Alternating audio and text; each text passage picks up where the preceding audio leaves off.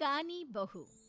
किशोरी लाल जी की बेटी राघव की शादी की बात जगह जगह चल रही थी, लेकिन किशोरी लाल जी को कोई लड़की पसंद ही नहीं आती थी और उसकी एक ही वजह थी, किशोरी लाल जी का लालची होना।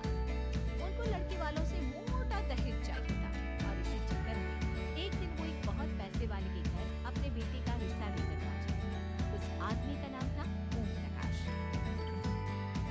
देखिए किशोरी लाल जी, मेरी एक ही बेटी है और मेरी सारी संपत्ति जायदाद सब कुछ मेरी बेटी नैना का ही है।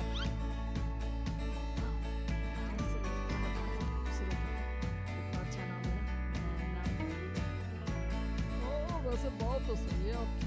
अब इतना पैसा है, जमीन जायदाद है, इकलौती बेटी, आप भी क्या करेंगे? सब कुछ उसे ही देंगे ना। बिल्कुल ठीक पहचाना, बस बेटी की शादी और सारी जायदाद उसके नाम। पापा, ये दादी के हाँ कर दीजिए ना। अच्छा रिश्ता फिर कहाँ मिलेगा? माला माल हो जाएंगे हम। मैं अपनी बेटी को बुलाता हूँ। अरे नहीं नहीं, आपकी बेटी का नाम नैना है, सुनकर ही लगता है बहुत सुंदर होगी। रहने दीजिए अंकल, मैं तो आपकी बेटी के नाम से इतना खुश हो गया हूँ कि उसे बिना देखे शादी करने को तैयार हूँ। तो मैं उसका चेहरा सीधे शादी के बाद ही देखूंगा। और इस तरह राघव नैना का चेहरा नहीं देखा और उससे शादी कर लिया। शादी के बाद अपनी सुहाग रात पर जब राघव नैना का घूंघट उठाकर देखता है तो नैना की आंखें बंद थी। कितनी खूबसूरत है तुम नैना, जरा अपनी आंखें खोलकर मेरी तरफ देखो तो सही। नहीं, मुझे शर्म आती है। अरे मैंने तुम्हें शादी से पहले भी नहीं देखा और अब अगर तुम आंखें खोलकर मुझे देखोगी भी नहीं तो मुझे अच्छा कैसे लगेगा? इससे पहले कि नैना अपनी आंखें खोलकर राघव की तरफ देखती, अचानक से लाइट चली और राघव नैना को पूरी तरह से देख भी नहीं पाया। अब भी सुनो, नैना राघव के लिए नाश्ता बनाकर लेकर आई।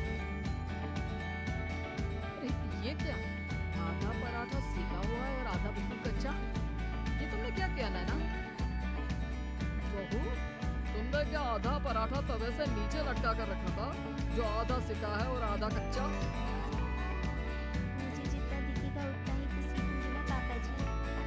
जहाँ जहाँ मुझे नजर आ रहा था वहाँ मैंने सीख लिया, और जहाँ जहाँ नहीं दिखा वहाँ कच्चा रह गया होगा। इसका क्या मतलब है? ये कैसा मजाक कर रही हो तुम?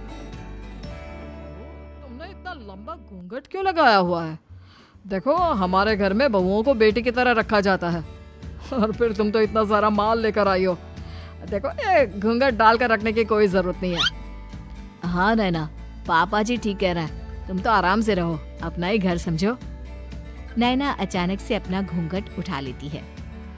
अरे ये क्या पापा, नैना की तो एक आंख फूटी हुई है।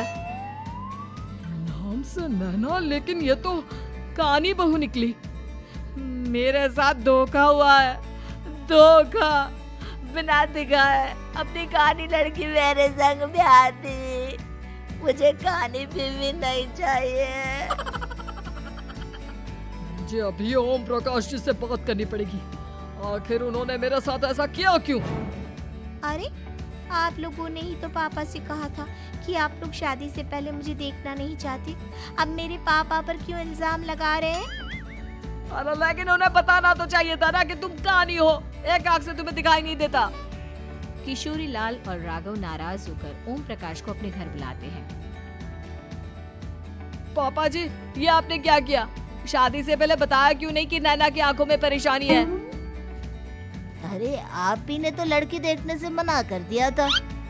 और लेकिन आप बता तो सकते थे। आपको तो हमारी बेटी की प्रॉपर्टी चाहिए थी, वो भी पूरी की पूरी। अब क्या हुआ अगर उसे आधा दिखाई देता है? प्रॉपर्टी तो आपको पूरी मिल गई ना। और ये क्या बात हुई? मेरी शादी प्रॉपर्टी से नहीं आपकी बेटी से हुई है। अब ये तो पहले सोचना चाहिए था, तब तो मेरी प्रॉपर्टी देखकर तुम्हारी जुबान लप लपा रही थी। लेकिन मैं कानी लड़की को अपनी बीवी बनाकर नहीं रख सकता। पापा कुछ करिए ना आप। हाँ करता हूँ। देखिए ओम प्रकाश जी, आप हमारे साथ ऐसा नहीं कर सकते। और तुम देखो, अगर तुमने मेरी बेटी से शादी तोड़ी ना, तो जो भी प्रॉपर्टी मैंने तुम्हें दी है वो तो पूरी की पूरी वापस ले लूंगा और आधी प्रॉपर्टी तुम्हारी भी लूंगा। अरे मेरी आधी प्रॉपर्टी भला क्यों लेंगे आप? इसलिए क्योंकि मेरी बेटी को आधा नजर आता है और उसकी नजर अभी तक तुम्हारी आधी जायदाद पर ही पड़ी है। अब तुम उसे घर से निकालोगे तो कुछ तो लेकर जाएगी ना। और अगर हम आपकी बेटी को अपने घर की बहू बनाकर रखे तो? तो तुम्हारी पूरी प्रॉपर्टी तुम्हारी ही रहेगी और जो मैंने तुम्हें दिया है ना, उसमें से बस मैं आधा लेकर जाऊंगा। अरे लेकिन अब आप अपनी दी हुई प्रॉपर्टी में से आधी वापस क्यों लेकर जाएंगे? अगर मैं आपकी बेटी को अपनी पत्नी बनाकर रखने को तैयार हूँ तो? इसलिए ताकि भविष्य में अगर तुम मेरी बेटी को धोखा दो तो उसके पास कुछ तो रहे जो पति का हो। वैसे मेरे पास तो बहुत कुछ है, लेकिन अपने पति की कोई निशानी तो उसके पास होनी चाहिए ना। अब अगर तुमने मेरी बेटी को कहानी कहा तो तुम्हें प्रॉपर्टी भी कहानी ही मिलेगी, पूरी नहीं। जमाए राजा। किशोरी लाल और राघव समझ चुके थे कि वो बुरी तरह फंस चुके हैं और अब उनके पास वहाँ से निकलने का कोई चारा नहीं है।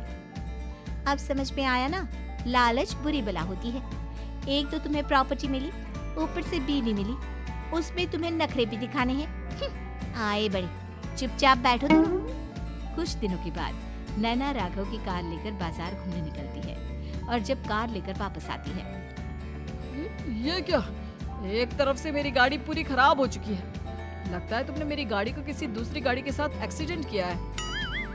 अरे कितना बड़ा नुकसान कर दिया तुमने बहू। वो क्या है ना पापा जी, मुझे एक आंख से दिखाई नहीं दे रहा था, सामने से गाड़ी आ रही थी। मुझे तो सिर्फ आधा ही दिखाई दिया और वो गाड़ी मेरी कार से रगड़ते हुए निकल गई।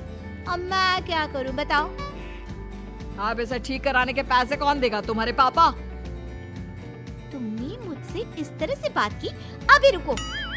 नैना राघव की शिकायत ओम प्रकाश को कर देती है। देखो राघव, अब जो मेरी आधी प्रॉपर्टी तुम्हारे पास थी ना, उसमें से आधी और मैं लेकर जाऊंगा, क्योंकि तुमने मेरी बेटी को डांटा। अरे नहीं पापा जी, गलती हो गई, माफ कर दो। गलती की तो कोई गुंजाइश ही नहीं।